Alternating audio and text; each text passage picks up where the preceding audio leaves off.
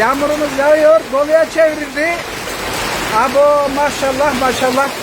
Aman aman ya Rabbim ya Rabbim ya Rabbim, bildiğin afat yağıyor. Yağmurlar yağıyor. Dışarıya çıkamıyoruz. Evet, ıslanıyoruz.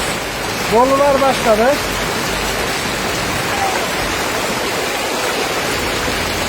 Yer yerinden oynuyor şu an, afat oluyor. Allah'ım ya Rabbim. Yağmur çok iyi yağıyor. Ya Rabbi.